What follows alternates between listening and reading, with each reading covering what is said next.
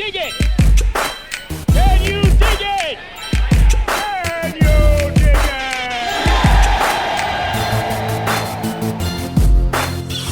Hey man, I'm DieHard Derek. Welcome back to the Midnight Hustle. My next guest, some call her Slaughter Sin. Others call her the She-Wolf Empress of Gore. But she's also known as a Puerto Rican horror filmmaker coming out of East Harlem with titles under her belt such as Merciless Christmas and Sam's Web. Give it up for Cindy Sanabria. Thank you. Gracias. That's from our fake studio audience. Welcome to the show, Cindy. I've been dying to have you on.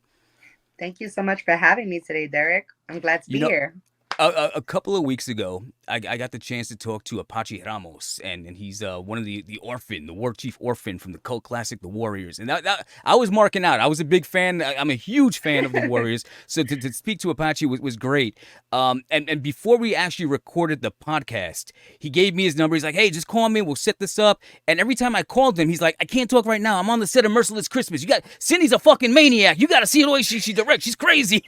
So I finally got him on the phone. He's telling me all about working with you. And I was like, that's somebody I got to get on the podcast. So again, I'm so glad that you're here. And there's a lot that I want to talk to you about. I mean, in the intro, we already know you're a director of horror films and that you got your start in the FX department, so to speak, learning makeup and stuff like that. But something else that I'm not sure most people would know about you, and it's very near and dear to my heart, and it's that you're a huge advocate for not just women in film, not just women of color in film, but women of color in horror films.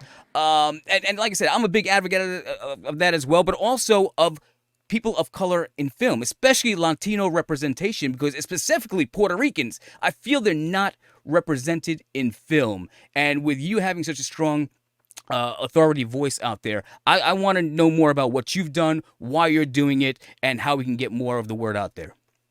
Absolutely. One, I seen your show with Apache Ramos. Thank you. I made him send me the link. And yeah, so it was great. And that's my brother from another mother. He just finished his surgery, so God bless. We're wishing him a speedy recovery. So part 2 of Merciless Christmas is yet to come. Apache part 2. Okay. In terms of women of color in horror, I started that grassroots a few years ago. We actually had to switch hosting. So now we should be having the website back up. We had a website where we would do interviews and stuff like that. We're on social media. The whole importance behind that obviously is because there's lack of representation for Latinos as a whole in the industry, but even less representation for women of color in the horror industry. And I just found it like my mission to advocate for them, celebrate them, and for my followers, I get a lot of opportunities. So if I get something available, I shoot it over to the group and they're able to take advantage. And actually, I've had a few people thank me because they were able to, get opportunities that wasn't readily available to them. And at least 2 of them have really taken off in their careers behind that. That's good. Right. So, I mean, that's the problem that I'm having. I've been a filmmaker for over a decade. I've been a horror filmmaker since I was like in 7th grade, but yet, no one knows me. It's just like it's a constant fight of trying to be, represented, supported, especially as a strong Latina in this industry. There's a lot of men that don't want that competition. And then there's just people that I guess don't see what I'm capable of until I show and prove. Right. And I'm constantly doing it. I'm constantly having to do that. And you would think in this age where there's so much inclusiveness, right? Everybody's got a movement that now it's like, oh, horror. Now we don't need Latinas. We don't need women doing horror. Don't tell me how to create a slasher film. But again, I want to touch back on Latino representation. Over the last couple of years, let's say the last decade, politically speaking, and I don't want to talk politics, so to speak, but politically speaking, everything's been about illegal immigrants coming across the border and Mexican this and Mexican that, and they bunch up all the Latinos as Mexicans, and then you get your George Lopez's on Netflix and his shows, and I'm like, that's great for him. That's great for Mexicans. I'm so happy for them that they're getting their shine. But that's not all Latinos. Then recently with sporting and a lot of the reality TV shows, we got Dominicans. I'm like, again, not all of us are like that. We all don't come to the same place. As a matter of fact, we did say they are illegals. They have to get a green card. We Puerto Ricans are United States citizens, and Puerto Ricans, Boricuas, do not get the representation. Outside of John Leguizamo, I don't know another Puerto Rican voice out there that talks about the Puerto Rican heritage, the importance of Puerto. They try to do it in baseball on Roberto Clemente Day, but that's one day, a couple of innings, and then they're in and out. I don't feel that Puerto Ricans get the right representation. I feel that in a political climate, in the entertainment world, they batch us all together and say, as long as you speak Spanish, you're all the same. I want to, and I feel like you're doing something different where you're trying to, not just Latino voices, but you as a Puerto Rican yourself, representing the Puerto Rican culture, where you're from in East Harlem. Just the type of projects that you're putting out there and what you advocate for is letting them know that Puerto Ricans are different from the rest of the Latino community. Absolutely. Well, you know, I understand what you're saying. Between Mexicans and the Spanish market, they do fairly well compared to all the Latinos as a whole in the industry. I feel like they do have a lot more representation than we have as Puerto Ricans, and I agree with you. I feel like they bunch us up together, and they're like, "Oh, well, you got Latinos representing you," and no, not really. And even John Leguizamo is not even fully Puerto Rican. Exactly. You know what I mean? So my job is to try to change that tone. I'm tired of people telling our stories that aren't us. You know, a lot of them depict us in really stupid, idiotic, or we're just never depicted in the right way. Exactly. Unless not we accurate. Depict ourselves in our own films. What I love about Merciless Christmas is that it's like 98% inclusive. I do have Eileen Deeds from The Exorcist that's in the film. Yep. And so there's like a scene with the you sprinkle some white people in there, right? No, but for the majority, the whole thing is about representation for the Latino and Black community. And what I love about this film is how diversified it is. So we do have a lot of Puerto Ricans in it. We do have Dominicans, Colombians, Cubans, Panamanian. I mean, pretty much like I try to really like diversify this film, and I really hope that I will be able to get the chance and opportunity to really like shine through in terms of a Puerto Rican filmmaker in this industry, because being a Puerto Rican filmmaker in horror, it's kind of like almost unheard of. And I've been making films like for a really long time, but there's like a Mexican filmmaker. I represent all Latina, I stand behind them. But when you say, "Oh, this is the first Latina making films," I'm like, no, it's not. Right. I was making films long before this woman. You can look me up, right? So it's just a little, and she poses nude for Playboy. So it's like, I'm trying to set a different gamut in terms of like, I don't need to exploit me or my fellow people in order to get known. Unfortunately, we have people like Jennifer Lopez that doesn't really, I hate to say it, but doesn't really give us a good reputation, especially when statistically proven Latina women were voted the most to take their clothes off in front of the camera. And that's kind of sad. Really? I didn't realize it was statistic like that. Okay. Right. So I'm very mindful when it comes to, situations where we're represented, because, and also I probably would have been where Jennifer Lopez is at had I went that, the other way. Right. It's more exploitation. Right, but I have talent. You know what I mean? Right. So that's the problem that I have with the few Latina. I mean, there's very few, and when I say very, very few, as you already know, like in horror, like hardly, almost obsolete.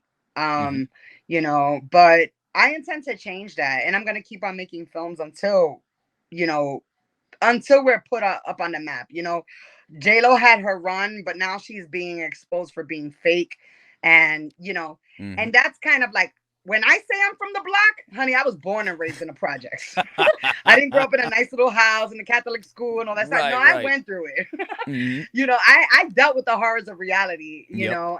And I think a lot of that comes through in my craft in terms of like my writing and stuff. It could be a little graphic. I've had a lot of people Hmm. like, "What's up with you? Why horror?" And I'm like, "Honey, I lived horror all my life." Yeah, yeah. It's not even a horror show to us. Like we lived amongst the monsters. I know I'm from Right. Brooklyn, from the projects in Brooklyn, so I know what it's like. They were nice projects. I ain't gonna lie, but it was still the fucking projects. All right. I Right, seen right. some wild shit going on. I didn't grow up in a nice house and go to a private. It's not like that, man. We fought on the buses against the Jamaicans every day going to school. It was wild, but you know. And we're going to talk about your films in a little bit. But you do bring up one thing: the authenticity in your characters. And Hmm. I guess if you're not from there, you don't understand. They're like, this is just somebody from the ghetto talking what they know. But yet Hollywood is the place where they're like, hey, you can't have a female director, a female, or excuse me, you can't make a movie about a female without a female director because you can't have a male write for that female's voice. So if somebody's going to tell a hood horror story, who better than somebody that came from the hood? So they Right. might see it as, oh man, that's not just that ghetto shit. That's not ghetto shit. That's where we're from. That's what it's like, and that's why the characters are so authentic. And I love that you write that way. Thank you. Well, I have a lot of diversity when it comes to this. Is actually my first hood horror. I Okay. mean, well, the a feature length hood horror because Yeah. I made little shorts in the hood. Uh-huh. But but yeah, it's more a different perspective because I'm telling it I'm telling it the way it is. So yeah, Mhm. as someone that came from the projects, it's not all bad. We're like our neighborhoods are always depicted so horrible and Mhm. but I'm showing in this film that there's camaraderie, that there's, love and respect for women and children. There's, you Mhm. know what I mean? It's just a different it's not how it's portrayed. Like the minute you say, "Oh, Right. I'm from Harlem," oh my God, you're from Harlem? Oh, it's because they're Mhm. watching, a documentary by a white boy, Right, right. that finds out about some like horrible crime or you know what I mean, and Mm. documents that or something like And, that. and And and I then feel like you're very much like the Latina Spike Lee, where like, hey, there's more than just killings and stabbings and muggings going on in the hood. There's love, there's family, there's people there's a struggling story trying to get there. out. There's stories everywhere in every corner. Somebody's got their story. Nobody chose to be there. That's where they're at. They're making the best of their environment. They're making the best of their situation, but they do have dreams and aspire to get out and to do better. Some people think like we're just we're society's garbage. We're cast aside into these ghettos, and it's like, hey, throw them there. We don't give a shit about them. They are trash. Leave them with the trash. Let them die, and because they think that we're dependent on the system. They think Right. that we're burdens on welfare. That we're just popping out kids because we want to live. They don't understand unless they've been there. They don't understand us. You're right. and, 100%. I'm like, and like I you said, said it just better than I, what I would have said it. I hear about it in your films and the kind of people that you cast in your films, the stories that you tell. And like you said, there is a camaraderie there. It's not just about the horror. It's about let's get to know these characters. What horror films should do, let's invest in these characters first before we start picking them off one by one so that you have a more intimate connection with them and you're rooting for them instead of rooting for the killer and the splatter. But Right. the funny thing is, I think in Merciless Christmas, you're kind of rooting for the killer at the same time. You are absolutely rooting for the killer. See, the thing that you had, just to backtrack a little, like what you Hmm. said, like, people that are in these hoods or whatever, it's kind of like that is the story of Merciless Christmas is, a guy coming back, out of prison, coming to his family that he missed out on for about 10 years while he was locked Hmm. up. And he's coming, like, trying to do the right thing. He wants to start a new life for his wife and his daughter. And then, something suddenly happens that kind of sends his world, turns his world upside down, and then it just sends him into a blood spree. Hmm. Um, but this is one of the rare films that you do root for the slasher. You're not rooting for like get away, get out the house. You're Right, like, no, right. I hope you get killed, motherfucking like you're like kill that motherfucking like. But this is like Rambo. He has a reason. They fucked with him on the wrong day. It's like it's the original First Blood. As a matter, we were gonna save this for later, but why don't we do it now? We're talking Merciless Christmas. We're gonna talk a little bit more. Let's check out the trailer, the teaser trailer that you posted recently of Merciless Christmas. Okay. How the fuck am I supposed to retire when I got this maniac dressed as Santa killing people in the projects?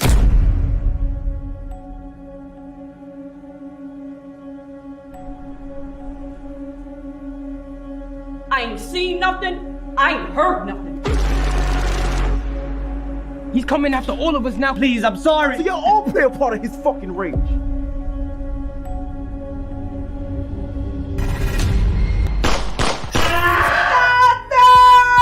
Any security up here? The only way to stop him is to kill him.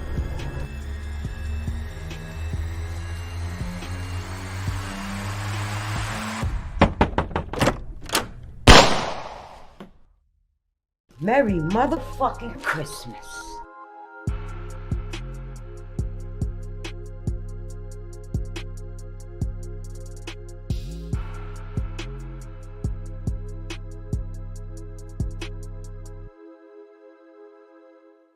He's coming for that ass. I love that. No Diddy. He's coming for that No ass. Diddy. The diddler coming through before he jumps on his private jet to jet the fuck out of here to Epstein Island or whatever.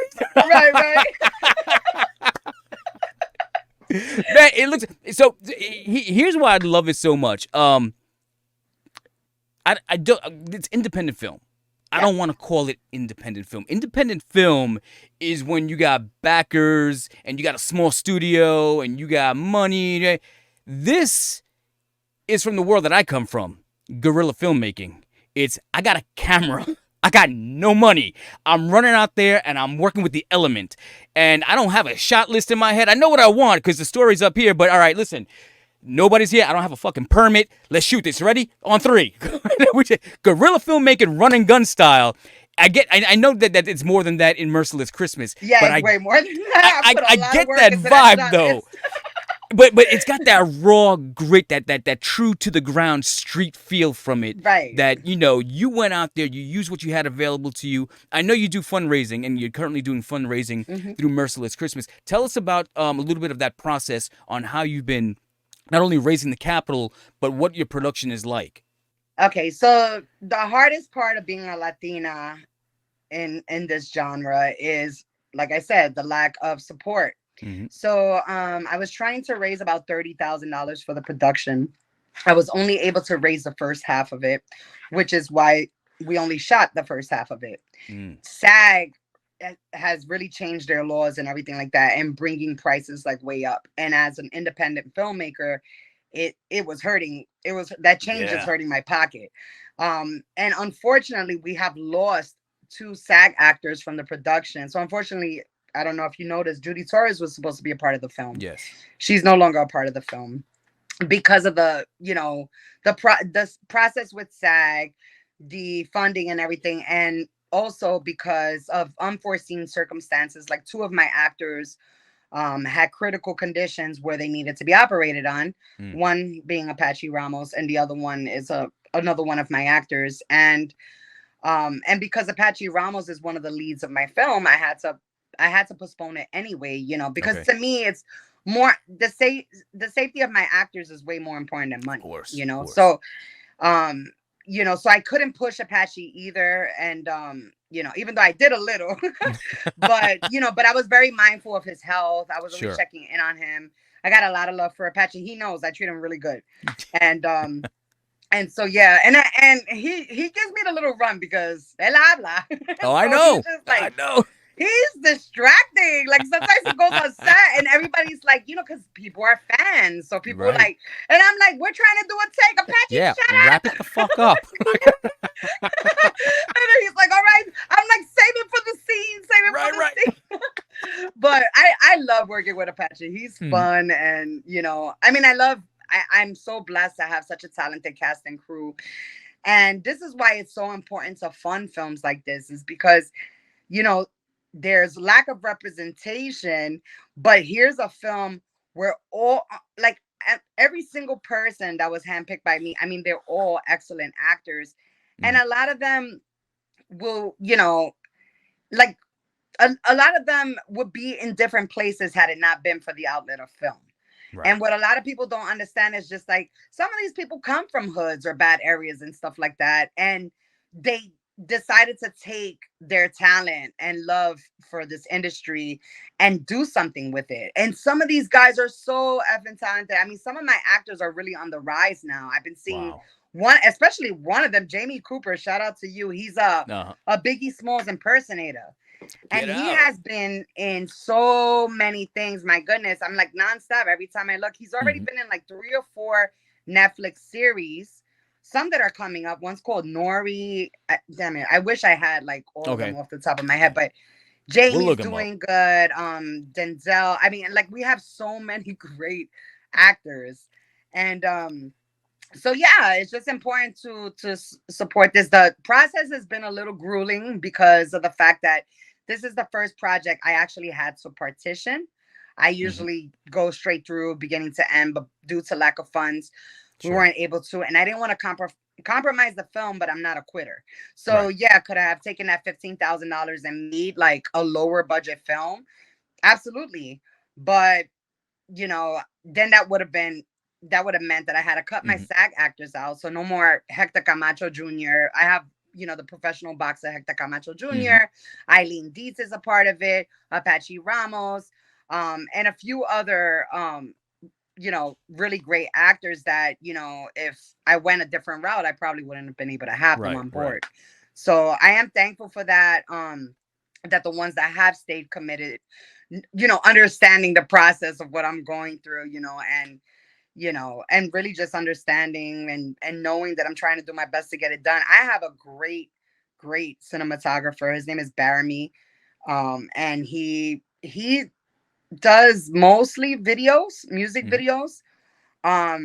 So this is like actually his first feature-length film. But me and him, when we collaborate together, I mean, like, we have a shot list, but sometimes we do impromptu decision making, last minute decision making for like shots or whatever. And I have to say, I'm pretty impressed. Now, what you've seen in that trailer is that's the trailer without it being color corrected, without it, this is just, okay, we got something. Let me put something out quick. Yeah.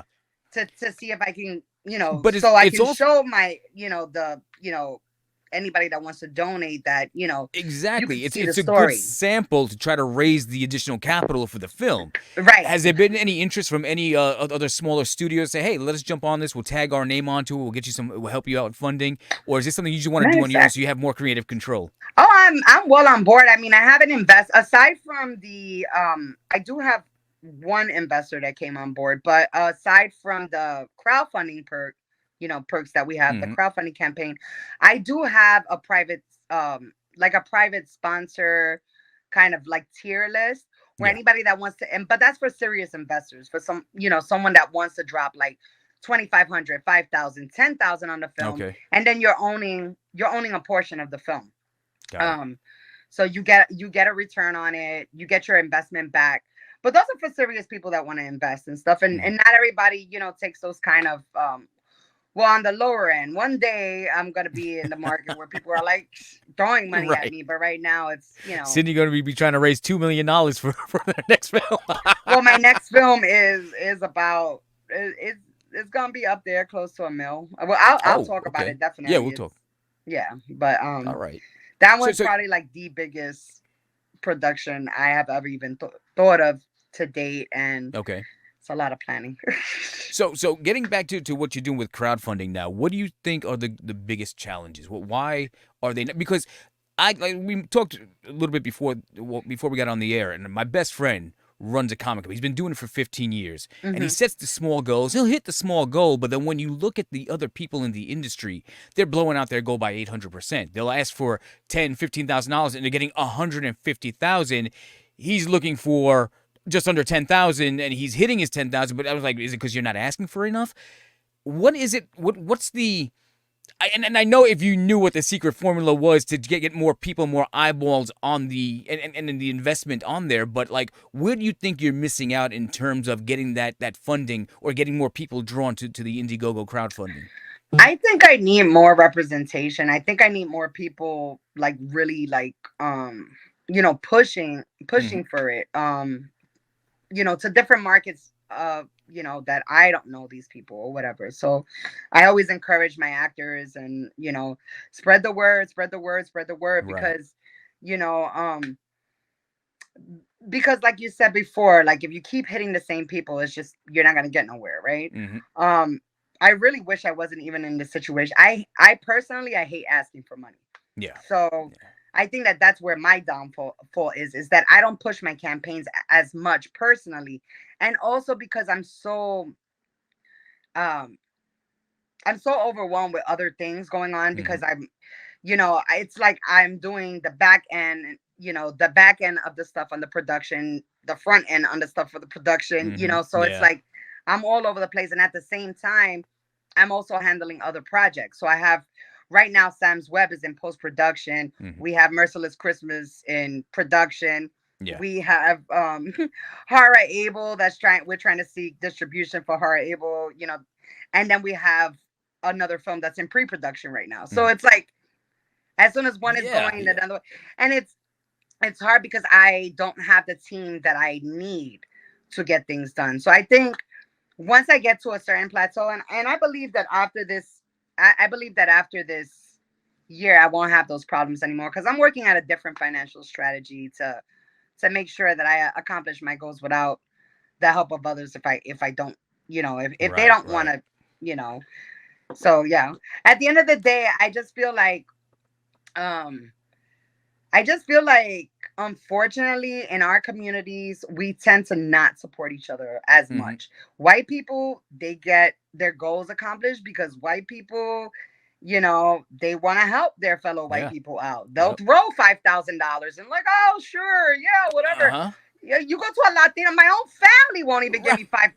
Like, you know what I mean? Pero what's this for? Am I gonna get my money? Pero eso está caro, it's like yo, come on. they don't see the vision, they don't see the support.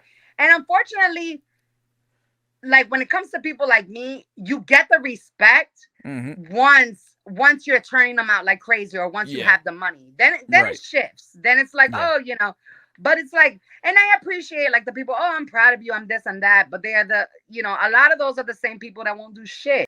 I appreciate your fake support, but at the end of the day, I need something substantial, So I've been trying to like really network with people that are, I'm going a little bit above, just the regular, people that we know on a day-to-day basis, because they don't really, a lot of them are just, going to work and back, a lot of them, most of them are miserable because they're in jobs that they don't really like to begin with. Yeah. And they never really pursued their dreams. So whenever you see someone aspiring to pursue their dreams, a lot of people aren't down to help you out with that shit. They want to see you fail. Sure.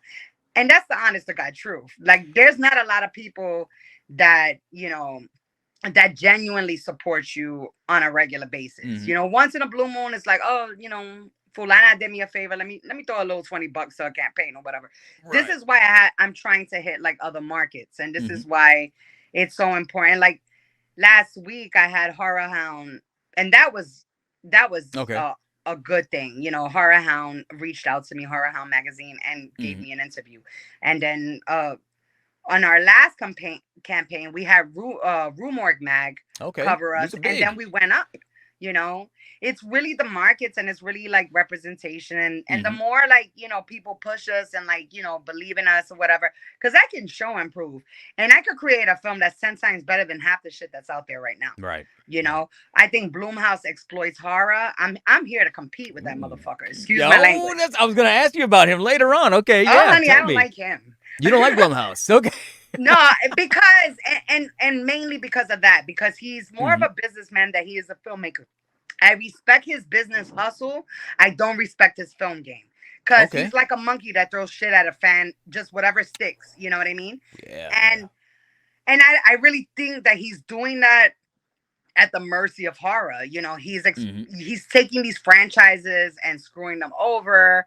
He's taking, he's exploiting films. He doesn't represent people of color. He doesn't represent, women of color like forget it, you know. Yeah, yeah. I remember someone interviewed him and he was just like, I didn't even know women even were filming. They just are not in this industry. And we're like, what? So then he got a whole outpour, but directors or whatever, and putting a few of them on, you know. I think there was one Asian director that he put on, Karen Kusama, you know. But and he did put that there's a Mexican director that I think recently made a film with him.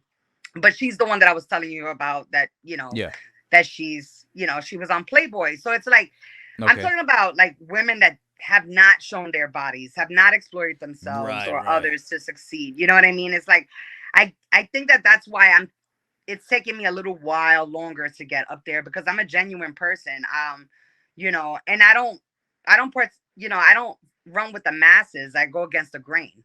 You know, and a lot of people don't take chances the way I do, you know.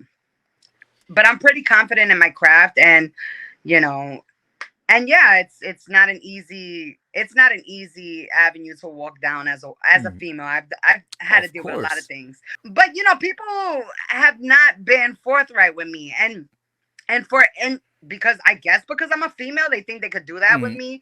And when I was filming Sam's Web, I had my DP. People thought he was the director.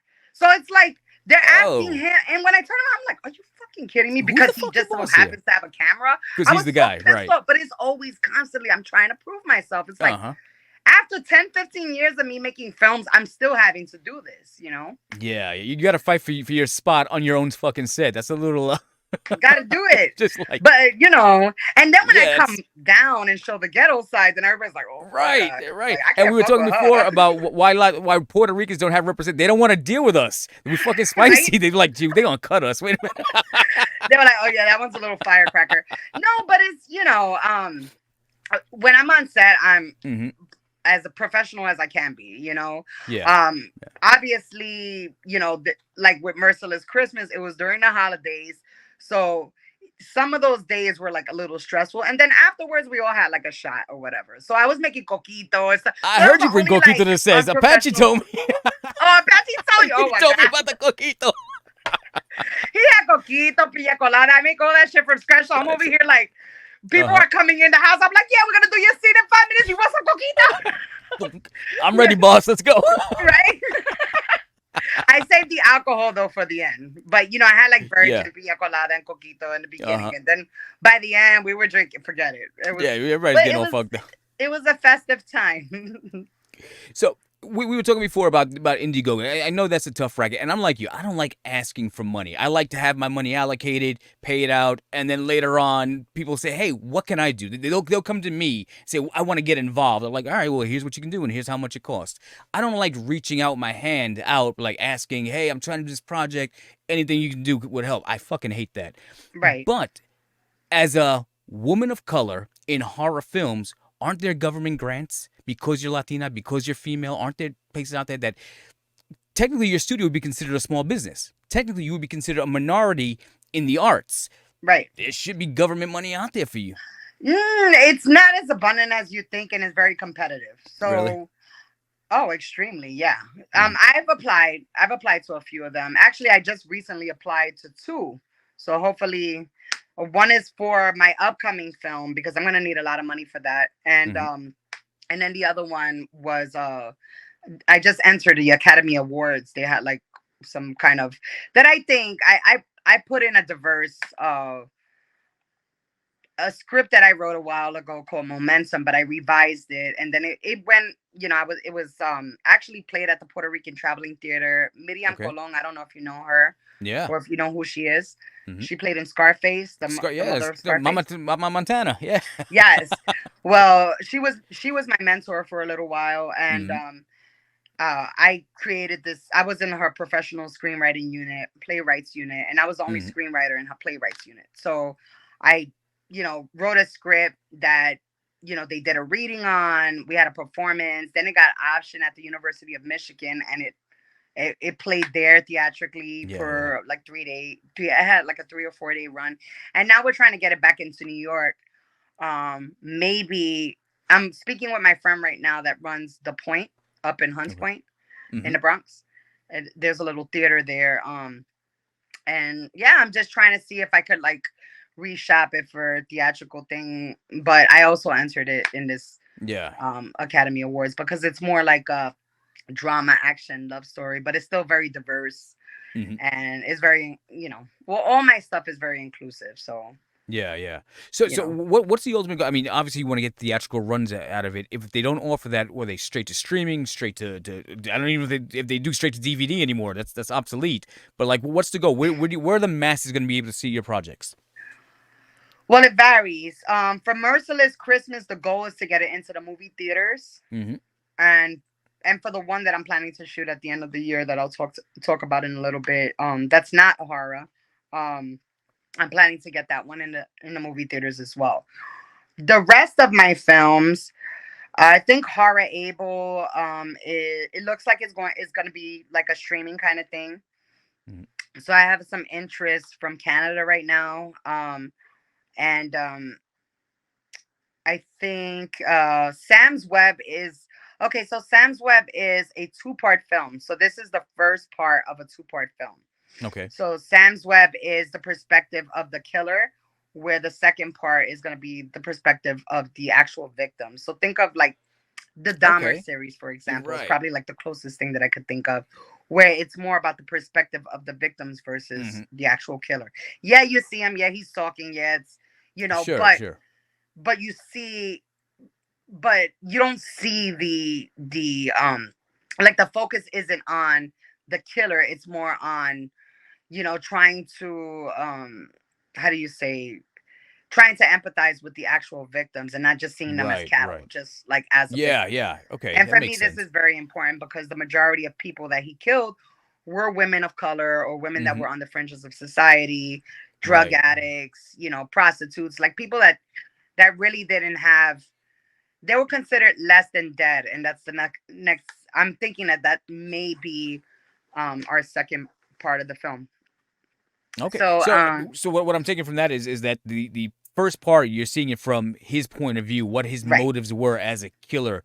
But then, kind of like I guess that independent film Fruitvale Station with Michael B. Jordan, where the story was just a newspaper article of a black man or a black teenager who was killed on a train by a cop. But you're going through his day to see him as a human being, Right. not as just some piece of shit who all of a sudden must have because he's black and on a train, he deserved to get shot by a cop. Just saying, hey, look, this is a kid that had a family, that had a child, that had this, that had things going on in his life, and then by the time the end of the film, and spoilers, what's going to happen to him. But you've invested so much into their life, and you see they're humanized in your film. Right. So right. that's what's going to happen in part 2. You're saying with the That's victims. what's going to happen in part 2. So you do Okay. see victims in the first part, obviously, and like I said, it's a concept film. So that one is more guerrilla filmmaking because that one Okay. our budget was like super low. It was like Mhm. way under $10,000 for that, and but the second part is there's a lot of people interested in this and a lot of people in higher places too, so that want to come together on this film. Okay. So I think by next year we may have like $1 million film by next year. Like I think that Mhm. that will probably be the officialized Sam Little film. I mean, this Okay. one was kind of like I had to get it out first because obviously as a true crime writer, she knew Yeah. about something that I'll let you guys in on. Okay, This is shoot. great What you got? knowledge to know because I never knew this as a filmmaker. And this was my first true crime film, which true crime is still falls under the horror genre. It's a subgenre of horror. But, and I tend to, even though once in a blue moon, I'll entertain a true crime film, I'll watch them, but they're not really my forte personally because I'm more of a creator. When you're dealing with true crime, you want to be as accurate as possible. So sometimes verbatim, you're like, you're writing like their dialogue from like interviews and stuff like that because you have to be as accurate as possible.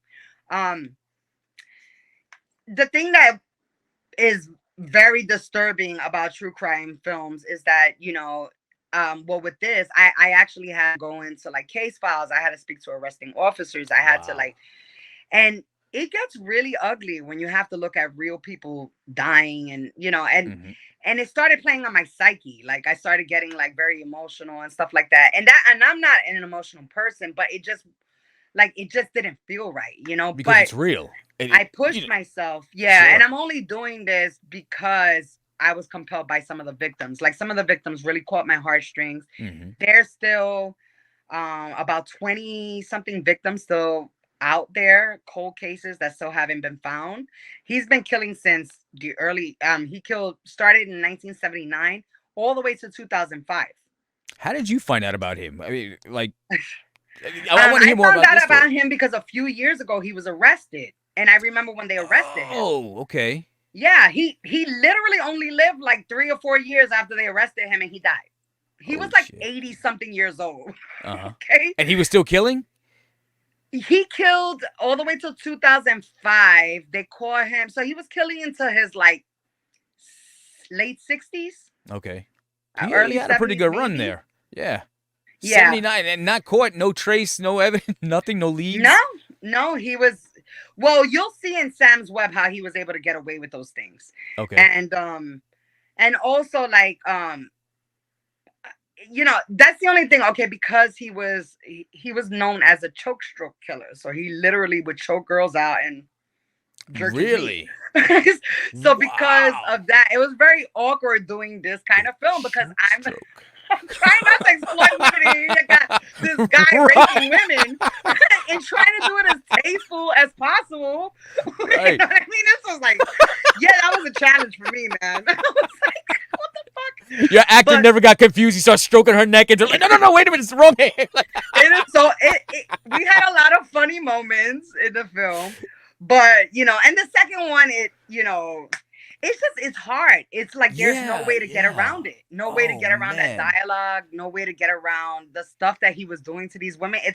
That's what he used to do. He used to beat the crap out of them and choke them, and that's had what he did. not died, let's say he was still incarcerated, would you have tried to interview him to get more into his psyche?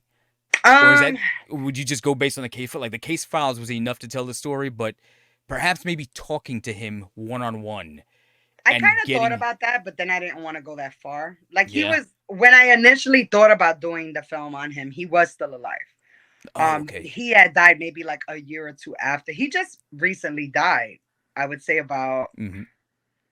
he died a few years back Okay. when I had the initial thought, but I didn't.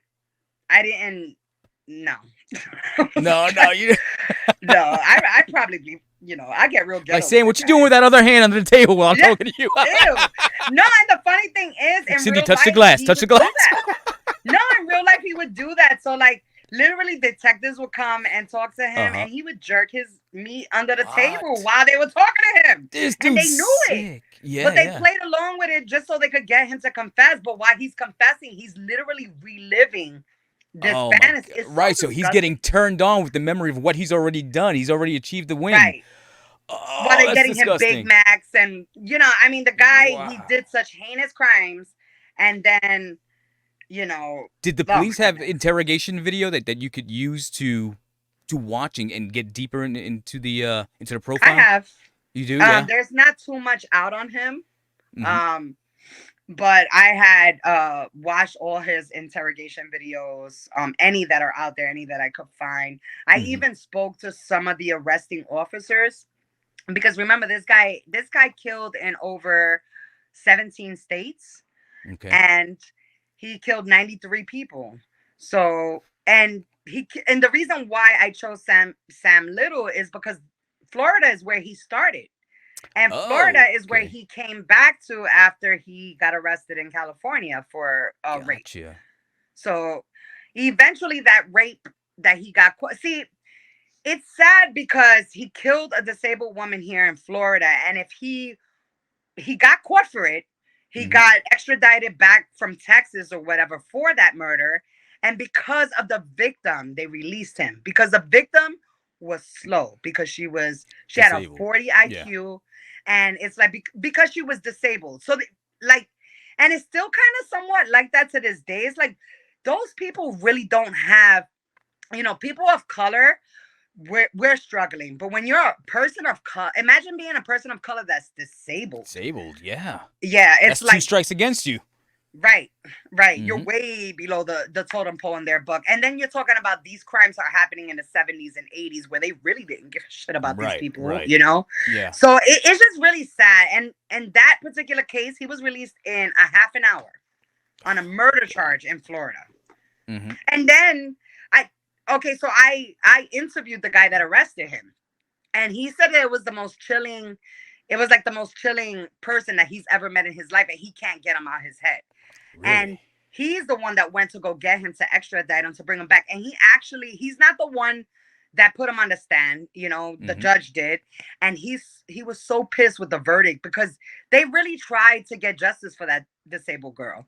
Right. And to do all that for the judge to release him in like a half an hour, So that detective was he's still sad about it to this day because he's just like, that woman never got her justice, Right. Because even still, when he started confessing to that same guy came back to interview him about that same death. And he goes, yeah, you guys had me, but I really did that. So imagine. And he was tried, so they can't do double jeopardy. It's not even that. It's just that anybody who had to speak to him, he was smart. So he made sure he did not sing until everybody wrote. So he basically had to write that they weren't gonna give him any death penalties. Mm-hmm. So he basically he couldn't get executed. And that's the only reason why he confessed. He knew he didn't have much time in jail. Right, and he knew he was going to be there for the rest of his life. But he had so many complications already. Right. And then once that was confirmed that he wasn't going to get the death penalty in any state, including Florida, then he sung like a bird. And it didn't even care. Wow. He didn't even care. He got so detailed. And so it was 93 cold cases, you're saying? That he confessed to. Not 93 cold cases. There was 93 cases. Some of them went cold because after time, they just kind of abandoned. They closed the files when they can't find them for, when it leads to nowhere, they become cold. Right, so then right. The point of doing this is so they could reopen those cases and start reinvestigating and hopefully they just found. Oh shit! You froze up again. One of his victims. Wait, go back a minute because you froze up again. They just found what? They found one of his victims here in Florida a few months ago. Oh, okay. Yeah, so they're still finding victims, and that lady was from the 80s. She survived, or they found the body? No, they're honey, they're all dead. They're done. Okay. Yeah, these are dead women. I wasn't sure it was catch and release. No, there are a few. There are a few that were able to get away and live to tell their stories. Unfortunately, some of them are still like drug addicts and prostitutes. Nobody's really like kind of gotten over that, Yeah. But these women have to live with that, and they don't forget him. Like he left a lasting image in their brain. I mean, like literally, he tried to kill them. One of the women he left for dead. Actually, I put her in my film, but one of the women he left for dead. And threw her in a garbage can, butt naked. She was all scraped up, and he thought she was dead. Like he literally hiked her over a wall, and she fell into a dumpster.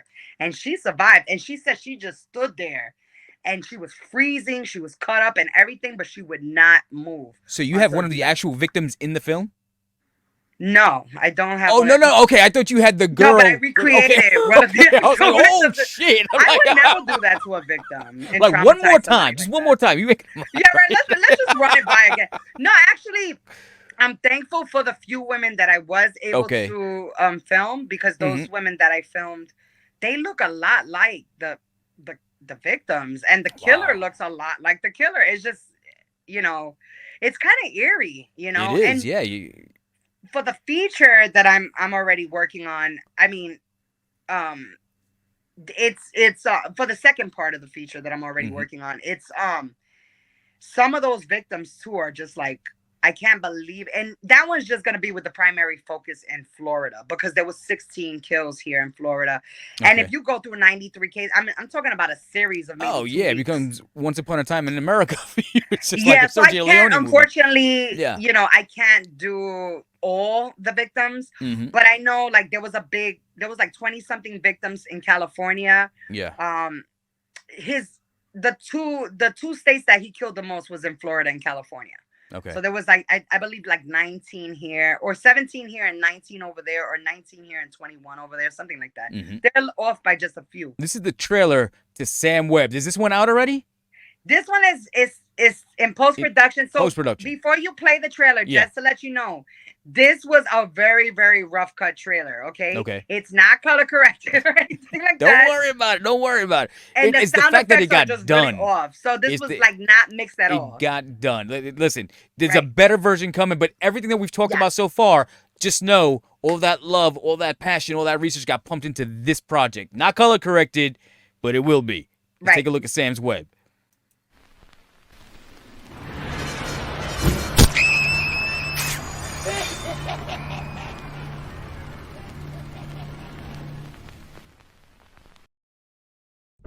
I was born June 7, 1940, in a small town of Reynolds, Georgia. My mama was 16 years old when she gave birth to me in prison, but she never raised me.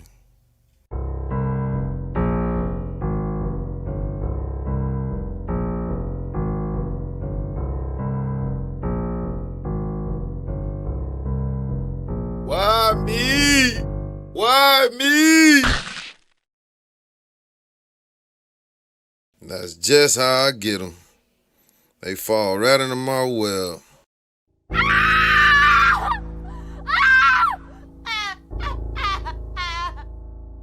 Another one. Another soon-to-be classic from Cindy Sanabria. I'm telling you, girl, I mean, you got this going, man. Like you're telling these true crime stories. I love the cinematography in it. I love the drone shots. You got the shot there of the fuzzy dice with the American flag in the back, and they're black dice too. So it's almost like, hey, you fucking gambling with your life right now. And it's a story in the Americas. There's so much symbolism in the way your shots are framed. I mean, I'm telling you, girl, it's only a matter of time before this starts blowing up. Thank you. I appreciate you.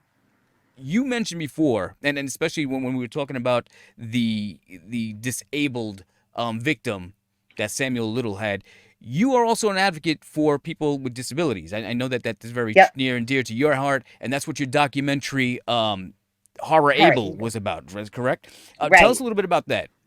Well, I was born in a disabled family. I'm the only able-bodied person in a family of people with disabilities. So my mom is disabled, my father was, and my sister is. And I really did this as a dedication to both my dad that passed away and my sister, that something terrible happened to her during COVID. She caught a seizure and in the middle of winter. And instead of someone helping her while she's seizing, they rob her and they left her in the snow. And so that really pissed me off. And when my mother told me that, that's kind of what inspired Horror Able. It was that initial action that was done to my sister that really pissed me off. And I'm like, you know, people with disabilities, they never get, you know, respect. How dare these people take advantage of someone like that, you know? Yeah. And so I started seeking out, like, horror is my genre. So I'm like, I'm curious to see how many, you know, because sometimes with the horror genre, you don't know. You have actors that are faking that they're disabled. And some of them are really believable unless you're that disabled person that has that disability. And they'll be the first ones to tell you that they're insulted by that kind of stuff. Well, most of them, not everybody has their, you know, their different opinions on the matter. But personally, I feel like representation is lacking for people with disabilities as a whole. And what better platform to have it is to have an actual representation of a person for a disability that you're writing about or that you're talking about. And I tell you that this was probably a documentary that really changed my mind, my way of thinking as a filmmaker, in terms of representation, in terms of employment. Like now I'm consciously aware of trying to hire people that are disabled. So for example, the girl that played the disabled girl in Sam's Web is actually a real disabled girl that's deaf and mute. Yeah. And she was actually in my Horror Able Women, because I did Horror Able is a 2-part documentary film. It was a short called Horror Able Women that's on our website Bloodstained Films or on YouTube. And we did that short because some of the footage wasn't good for some of the ladies. And I just felt so bad to just get rid of their, you know, I felt like everybody's story was important, regardless of what their, you know, camera looked like or not. So we took kind of like the ones that weren't so good, mixed them with some that were, and then just made a short film about Horror Able Women. We released that for Women in Horror Month last month, and for Women Internationals Month. It was last month. And so so I released that. The Horror Able has been in the film festival. It just started in the film festival circuit this year. Because I had invested so much money in Horror Able women. What's been the feedback with the topic? Because it's such a unique topic. Horror Able will make you cry. I'm gonna tell you right off the bat, it will make you cry. I mean, it makes me cry every time. Me primarily, it makes me cry because I know that there's somebody there that's not there anymore. You know what I mean? So one of the people, I'm gonna wind up getting emotional if I talk about this, but somebody that's a part of the film, Albert Pion, passed away, and it was sad because he had dementia, and he was just talking about so much of his struggles with that, and how, you know, he was such a great filmmaker in his time, and he actually made it to Hollywood. I mean, he made Captain America, and he worked with so many great actors in Hollywood, and unfortunately his brain became, you know, led to his demise. And I just remember, and I'll say this, but like in the whole documentary at the end, everybody says that they're horror able, and he's the only one that doesn't say that. He just says, "Oh my God." I do not want to cry on camera, but he just waves by. He just waves by, and he's the only one that says bye. And that was the last interview done with him? It's the last interview ever done with him, yeah. Wow. So I don't want to talk about that anymore. No, it's a little more powerful because instead of him saying that he's horror able, he must have known he was near the end, and he's saying his goodbyes publicly. So it was a great opportunity for him to use that platform. And it's funny because, you know, when people think of disabilities, they think, oh, you're born with it and it's mental disability, or you're missing a limb. It's like they don't realize that over the course of time, because time is undefeated, that at some point as we get older, we will become disabled. Yeah, we will lose a mental disability, dementia, or just anything, whatever it may. We are all bound to become disabled. So to understand that up front and not say, oh, well, it's a birth defect, or it's just something that, you know, they came out that way. They didn't cook long enough in the oven, and we're going to do it. No, all of us are prone to being disabled at some point in our life. At any given time. Anything could be. Yeah, that was one of the most important facts of this documentary. It really breaks down. It's not just about people with disabilities in horror, because I mean, that is a major part of it, but it's also about their disabilities and how they were how they're able to overcome their obstacles. I mean, you're talking about some of these people have like Down syndrome, Parkinson's, you know, autism, you know. I mean, and even conditions that I've never even heard of in my life. This was like an education for me as well. But it just really opens your mind to really thinking that, you know, being more aware of helping these people out, knowing that they're there, you know, like William Crane, he's the director of Blackula, and he, you know, directed television for a really long time in the 70s and 80s and stuff. He did Dukes of Hazzards and a bunch of other stuff. He was even saying, you know, I never thought about this. And he goes, but now moving forward, I'm going to be mindful to cast, you know, people with disabilities. And now if I'm going to cast somebody that has like a disability throughout the film, why not have a real person with that disability in the film? Right. Like, it just makes sense. You give them a job. It's almost like whitewashing. When back in the 80s they would hire Al Pacino to play Puerto Rican Carlitos Way, or a Cuban in Scarface. Like, yo, you could have got a real one. I know it's Al Pacino, but you could have got there's so many people out there that are good enough to do the work. And I'm noticing lately that, you know, obviously with the progressive movements going on, that they are including a lot of disabled, a lot of blind, a lot of mute, a lot of sign language. CSL has become a big thing, especially in television. But yeah, having disabled people, again, it's almost like we talked earlier about the castaways. Like, this one's broken, can't use it. No. Use them because they are broken. Show the reality, especially if that's what the characters are. You know, it's great to see people, and which not necessarily a disability, but to an extent it is, people with dwarfism now getting main roles. Like Peter Dinklage is a leading man in Hollywood, and they never would have thought that. Like, we'll call you when we're doing another remake of The Wizard of Oz. I'm like, fuck you, no, I can act. Just because I'm not of stature doesn't necessarily mean that I don't have the will and the artistic integrity to carry a film on my shoulders.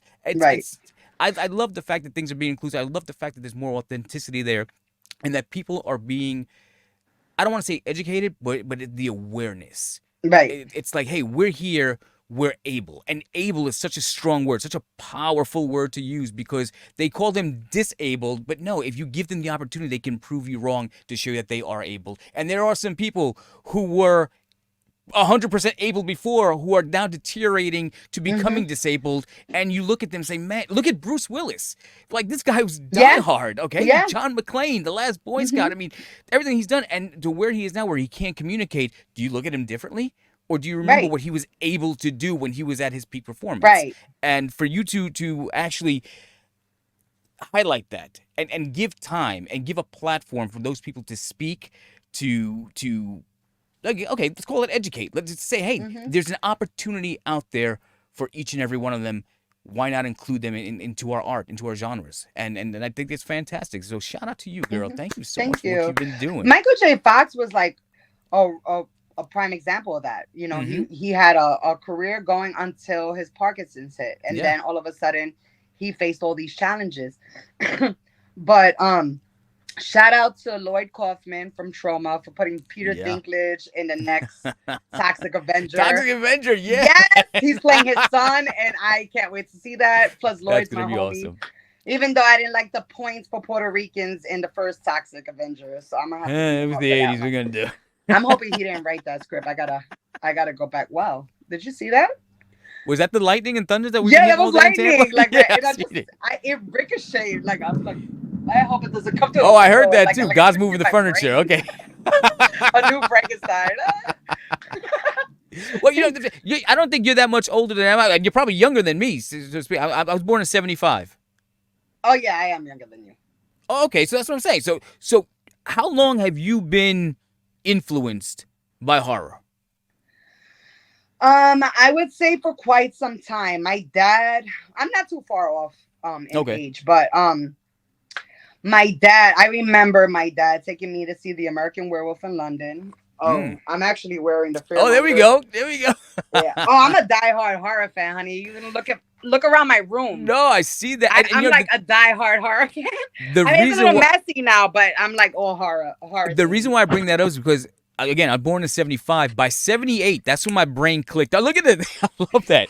'78 is my brain clicked on. There were no Disney movies. My parents were like, yo, you're going to see whatever the fuck we want to see. Yeah, parents were real. Yo, so I saw Dawn of the Dead, blew my mind. And I saw it in a shopping mall, blew my mind. Jaws was a double feature in '78 because the second was coming out. Yes, I remember Jaws. I saw that. I mean, Salem's Lot, which was a miniseries.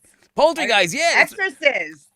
All these films, and I'm just like, I got ruined as a kid, and my parents were like, I never took you to see that. I was like, yo, slow down. I remember all of this vividly, and horror's always been a big thing for me. So I was curious to know when it turned on for you, and what inspired you to become a horror filmmaker. I think so I resented it when I was young because obviously I was exposed to it at way too early of an age. I just remember getting really freaked out with the Poltergeist, and the minute he started peeling his face, that traumatized me. And I ran to the window, and then I see the fucking reflection of him peeling in the window, and I'm like, oh, I can't feel away from it. And my dad's like, come over here and sit down. I'm like, no, I hate you. I'm like, why are you doing this to me? And then my experience with American Werewolf in London, I was at the Cosmo Theater in Harlem, and there was a shootout in the middle of the movie theater. My dad just like shoved our faces in between our legs, and he's like, don't get up, don't get up. And then we hear like this commotion, but nobody left the theater. And then I heard him speaking with... Yeah, I heard him speaking with someone in the background. He's like, yo, did they leave? They get him? Yeah.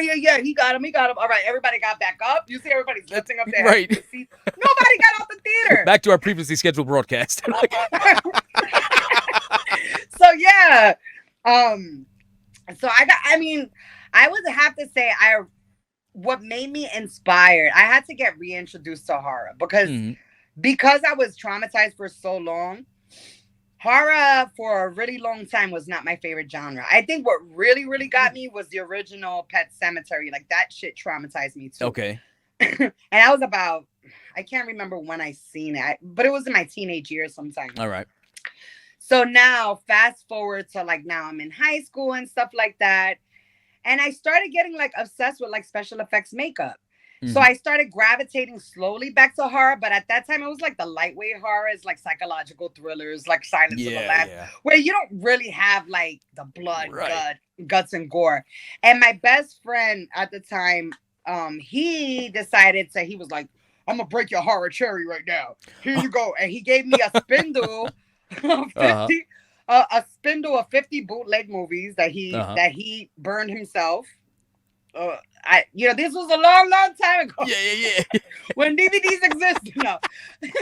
But I literally, each one just got fairly worse and worse and worse. And it was, some of them were so traumatizing to me. And I mean, everything from American horror to foreign horror. So he actually was the one that eventually, after watching all those movies, I became desensitized. And then I started seeking like really gory graphic films. So actually my introduction to getting back into horror was torture porn. I was like a huge fan of it. Wait, torture porn? Crazy. So back then it didn't really bother me to see like rape scenes and torture scenes and stuff like that. Yeah. You know, so Irreversible, like movies like Martyrs.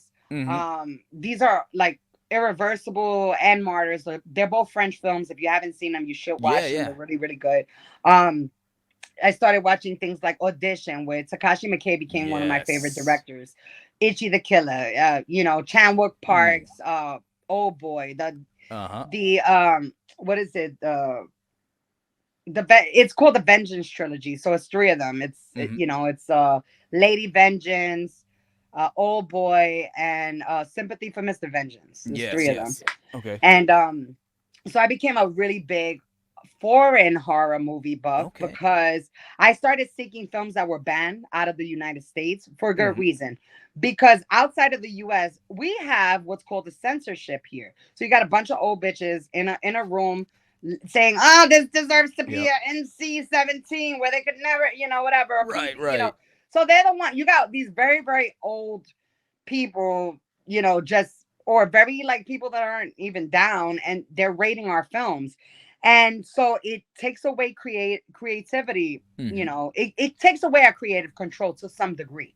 Yeah. Because, and I've seen a lot of filmmakers here, even in Hollywood, having to compromise their films because of that. Like Stanley Kubrick, his last film, Eyes Wide Shut, before he passed away, there was 40 something minutes they had him cut out of there. Lord knows what they had him cut out of there. Considering the shit that they let him keep in there, I was like, what the fuck is with this movie?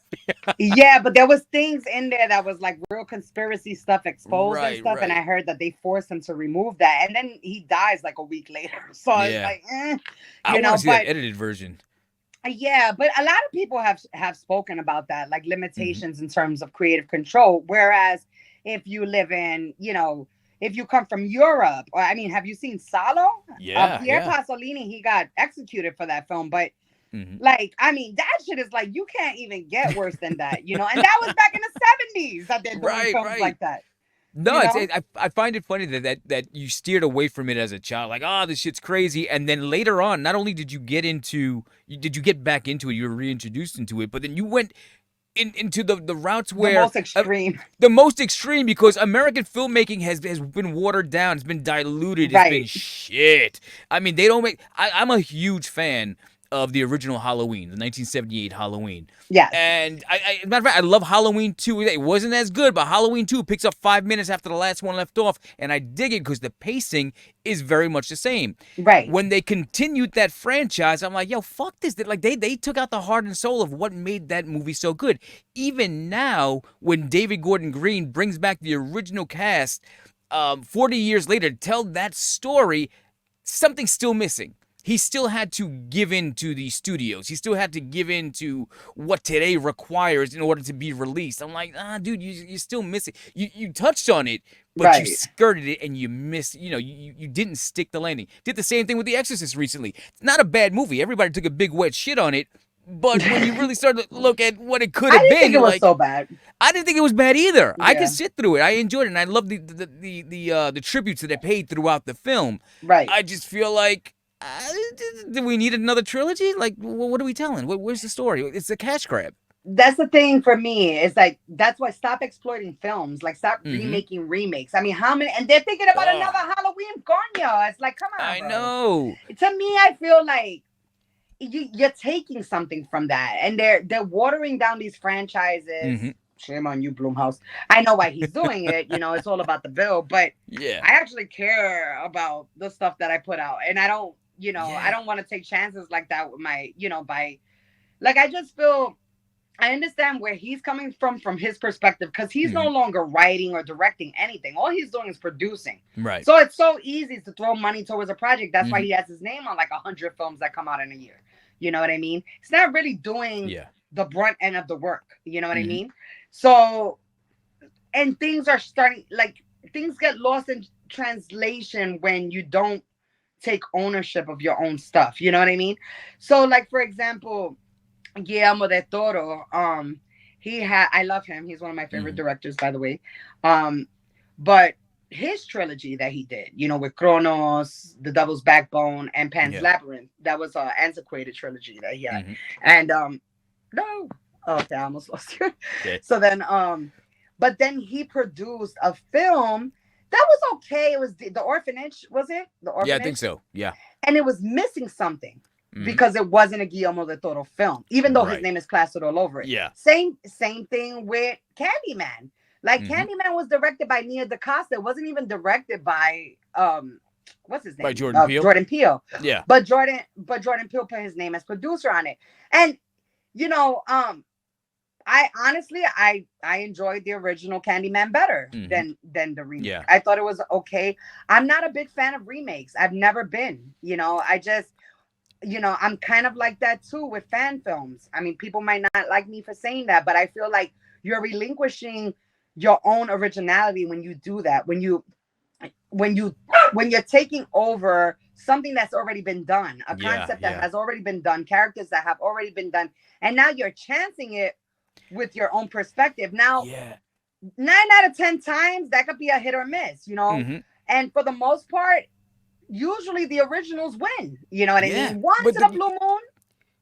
You know what the biggest problem is that in this generation, it's very hard to get somebody to go see an older film. If I say Halloween, you're like, oh yeah, the recent one. No. Classic. From 78. And like, that's old. And then if they remake it and the movie shits the bed, they're like, if this one's that bad, then the other one must be even worse because it's old. Right. And then they forget about it. And those are masterpieces getting lost in the past because companies and studios now just want to grab the name, grab the franchise character, make money with it again. Now, I appreciate the requels. The reboot sequels I enjoy. Like I enjoy reboots. Right. Because it's a different, you know, a reimagining of. So a reboot I can get into if you're telling me, hey, listen, you already know the concept of the story, but we're going to reimagine a little bit and just take it in a different direction. Okay, I can sit through that. Right. The requels, though, where it's reboot and sequel at the same time, like they did with Halloween and The Exorcist, I kind of enjoy those, but it spoils me because you always wonder, as such an intricate storyteller, what happened to those characters? Where have they been for 40 years?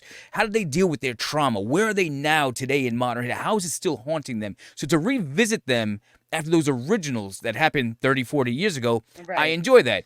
It's just that you kind of fuck it up and bring them into a modern time where you're not even focusing on the original trauma. You're creating a new trauma with a cast of characters. I don't give a fuck about them at all. Their kids, their grandkids. It just doesn't stick the landing. But it seems like you like the slash, you like the blood, guts, and gore. Especially, I mean, that's what they call you, Slaughter Sin, and the She-Wolf Empress of Gore. How do you feel about the more intellectual horror that's coming out now? I guess M. Night Shyamalan would have given that. I like the M. Sixth Night. Sense. You like M. Night? I like some of his stuff. There's a lot now where they're giving you the jump scares, but it's also making you think on a more intellectual level, as opposed to just the slashing, the cutting. There's a killer coming after you. But it's more thought-provoking. How do you feel about those? And would you make one yourself? Well, I was a big fan of, Merciless Christmas is a revenge slasher film, but I was a big fan of slashers back in the days, like everybody else, the Halloweens, the Jasons, the Freddy Krueger was one of my favorite, only because he's, you know, he was just the funniest one to me. Like they got really, really creative with his kills, versus everybody else's. Like Michael Myers, not to knock your favorite, but It was just the first. there wasn't really too much blood with him in the No. beginning, and I like the blood. Now with with them remaking it and stuff, yeah, the kills are way better. But the thing is, to me, they lost me with the story because I feel like you should have left that alone. And same thing with like what they're trying to do right now. They're trying to resurface Freddy Krueger. If Robert Englund is saying like no, I'm done, then I'm done. If I can't see Robert Englund as Freddy Krueger anymore, then I don't want to see him. Yeah. If you know what I mean? So to me, you didn't like the Platinum Dunes one that Michael Bay produced? No. With Jackie. See, is that the one that he was? I mean, I know he was a child molester, but they actually show like they emphasized on that. Right. They should. But the thing was that I wasn't a fan of that. I feel like they fucked it up there because they could have left it as. There we go. We were having some technical difficulties. Lost you there for a minute. We're talking about Freddy Krueger. I was saying that I was enjoying this fact that they were building him up as an innocent man. That and for a minute you're like, hey, that motherfucker's diddling our kids. And when they burned an innocent man, he's like, you know what? I'm gonna come back all burnt up. I'm gonna fuck your kids up too. What? I dug it, but the minute they showed him diddling the kids, I was like, yo, you know what? That's it. It's like you gave it to him. You had it. He had motive. It made sense, and you fucked it all up. Yeah, see, that's why I think that you should just leave well enough alone. I mean, like, honestly, I get it, but that's the problem with Hollywood today. That's the problem with industry today. That's the problem why people like me can't get up. Like, we're not able to get a chance because they keep remaking remakes after remake. Like, my goodness, how many fucking films are we gonna see of Freddy Krueger? And you know what I mean? Like, can we pass the torch? Can we see new films? Can we see new mythologies? New, Okay, I'll be done in a few. Sorry. It's okay. So the thing is that I think that we've already had they've already passed the torch already. Like, I feel like the studios are doing a disservice to the franchises. It doesn't matter if you have the intellectual property or whatever, just leave it alone. Let some new voices come in, because I feel like once they allow those floodgates to be open where Latino, like people of color, are able to really say their stories and say these, we have a lot of really creative mythology from our cultures. Yeah. And a lot of these stories are going to go untold because of remakes of remakes. You know what I mean? It's just leave well enough alone. I totally don't support them. I'm sorry. I just don't. I don't see the importance of them. I just feel like they're cash grabs. You know what I mean? And as you can see, most of the times that we see the films, they always end up come up short-ended. People are always talking, this is, and you're in the theaters again watching the same shit. It's just at the end of the day, I'm not doing that anymore. I'm boycotting that shit. I'm telling you, one of my all-time favorite movies is the original Dawn of the Dead. I saw that as a child in a mall, in a movie theater. Zack Snyder had the balls to try to remake it in 2004. Never did I ever feel like a monkey. I want to shit in my hand and throw it at the screen. I hate that fucking movie. That's a cardinal sin. I piss on his grave when it's I can't believe they did it. I fucking hate that movie with a passion. But speaking of, I wanted to, before we let you go, because I know you got to wrap up over here, but I want to talk about the casting. You talk about diversifying in your film. How do you get people where are your auditions held? What is your casting process? Because I want to be in a Cindy Sanabria movie. I want to know how I can get into a Cindy Sanabria movie. And you're here in Florida. Yes, I am. So I have two more after Merciless Christmas this year. You let me know. I'm there. All right. I was nominated for the Irene Ryan Award for Drama at John Jay College in New York. Ooh. Yeah. So it's used to work at John Jay. Oh, she did? Yeah. Yeah. This was 90. Maybe you knew her. She used to work in the lunch. Well, anyway, we'll talk about that. Okay, we'll talk about that. So yeah, I could be your Pacino. I could be your Denzel. You let me know what you need. I got you. I'm good. Sounds good.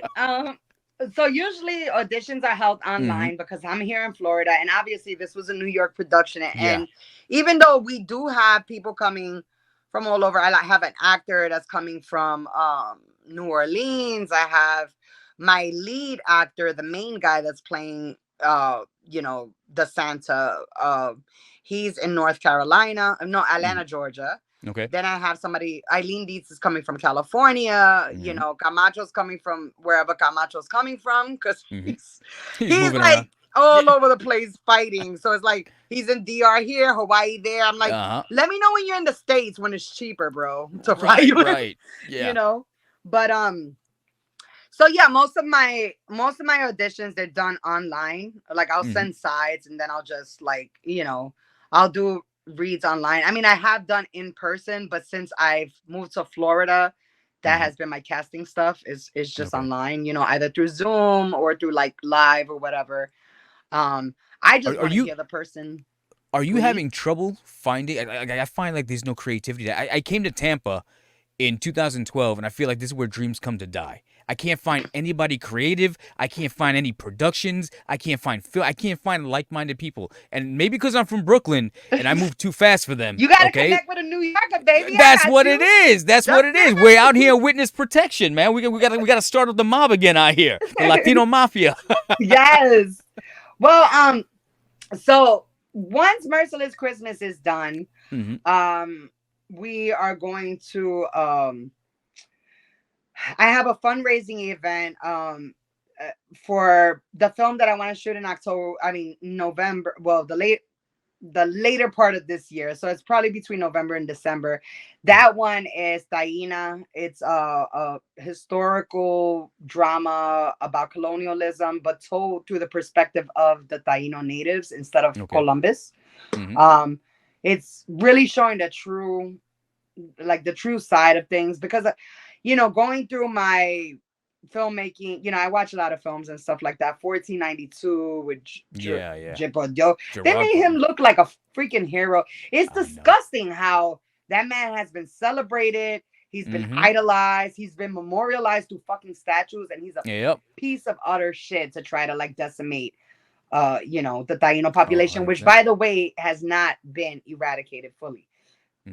You know, due to unpopular beliefs. Some people think that we don't exist anymore, and that's not true. So that's part of the reason why I'm making this film. So think apocalypto. Yeah. In a sense. And then the other film that I'm planning to shoot after Merciless Christmas is called New Year Nightmare, which is also another holiday horror, but this one's a sci-fi thriller. Okay. And and so this one is going to be shot here in Florida, and definitely, you know, if you're here, definitely reach out. I could send you. I have like a little rough draft. I'm almost done with that script. So I'm writing 2 scripts simultaneously. So I'm trickling back and forth between Taína and New Year Nightmare. But have talent, will travel. You let me know. I'll be there. You can go back to New York. I got people. I'll go crash at their house. Don't worry about it. All right, that's what's up. Yeah. So yeah, like, well, Merciless. Hey, if you want to do a cameo on Merciless Christmas, I need to really, really, really stress the fact that my crowdfunder needs help. Yes. Before we wrap up, I want you to give them where they can find you. I know you've got bloodstainedfilms.com. What is it? Horrortourguide.com. Yes. I mean, and I have let them know. womenofcolorinhorror.com that should be up by next month again.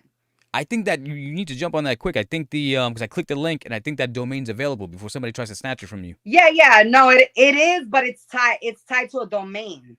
So it is. Yeah.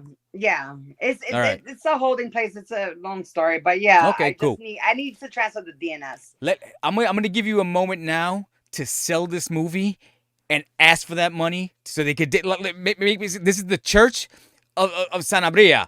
You tell them right now what you need. Let them dig deep in their pockets and help finance this thing. Because again, you're not just helping a woman in film. You're not only helping a woman of color in film, a Latina project for you horror fans out there, for people who want to just be a part of something that's new, that's fresh, that's not just studio driven, something that has heart and soul and passion for the people, by the people. Cindy, sell it right now. Let them know how Yes. Well, Merciless Christmas is a revenge / a holiday horror that takes place in East Harlem, right in the heart of El Barrio. And it deals with a man coming home to his estranged family after doing a bid in prison, comes home to start a new life, and then a horrible tragedy befalls on his family. And then that one fatal move caused him to just kind of like go off on the deep end. And now he's coming for blood. and he won't stop until he gets his revenge. Um, this is a great freaking cast. You guys gotta see this movie. You guys gotta support the film. There's opportunities to donate. If you just want to help out and grab a perk, if you want to be in a film, we have an acting perk playing opposite Apache Ramos. There's 3 of those up there. There's a chance for you to be an associate producer on the film. There's a chance to grab some cool merchandise. I don't have the Merciless Christmas shirt on, but we do have the Merciless Christmas shirts made. But it's a great chance to like really be a part of history, because I feel like this is the beginning of movie history, a different chapter of movie history, you know, Hollywood horror. So be a part of it. If you're interested in actually investing, we have about one more month, maybe. No, by the end of this month, this is but we have investment opportunities for you to buy into. You'll get a profit return and you'll get a little percentage back on the kickback. So, you know, if you're looking to invest in something creative, want to try it, reach out to me and be a part of the magic, be a part of the team. And yeah, and I have great perks. I have special perks for my investors that are not listed on the crowdfunder. And you guys can come down and see the action for yourself. Be a part of the movie magic and support a film from a humble filmmaker. I mean, like, I'm real, man. I get it done. I'm not, you know, I don't have my strings being pulled. You know, I'm telling an original story. People that are like, you know, people of color, people from the projects, people from the city. I mean, so many people could relate to this story, to the environment. It's cool, and it's an original theme horror. So come check it out. That's right. If you're tired of all the same old cookie cutter bullshit that's out there, if you feel like you're paying $15 to go see a movie that you've seen 100 times over, if you're tired of walking out after paying those $15 fucking dollars, and even more for a family of 4 or on a date night, if you just took this broad out for dinner and like 3-piece and a biscuit at KFC, and you fucking tired, like, now I saw this shitty ass movie, and you walk out and you feel like you got robbed. Come support independent filmmaking. Feel different. Be a part of something. Dig deep in your pockets and make it happen. There's so many people out there with a dream. There's so many people out there with a passion. And this is your opportunity to do something right with your funds and help somebody make their dream come true and be a part of film history. Cindy, thank you so much for joining us here today. Thank you so much for having me, Derek. It's been a funny day going in and out. No, we're going to do this again. We're going to talk about horror, and when the movies come out, we're going to do so much more. This ain't going to be your last appearance on the Midnight Hustle, but tell them where they can find you on social media, where they can get updates on everything that you've been working on. Yeah, come check us out at bloodstainedfilms.com. Mm-hmm. We're on social media, Horror Tour Guide, like pretty much everywhere. Pinterest. Sorry. We're on Pinterest, we're on Instagram, Facebook. I mean, you name Twitter. Twitter, X, like whatever. Horror Tour Guide is pretty much everywhere. Bloodstained Films is starting to be everywhere. We have our own YouTube channel. We have our website.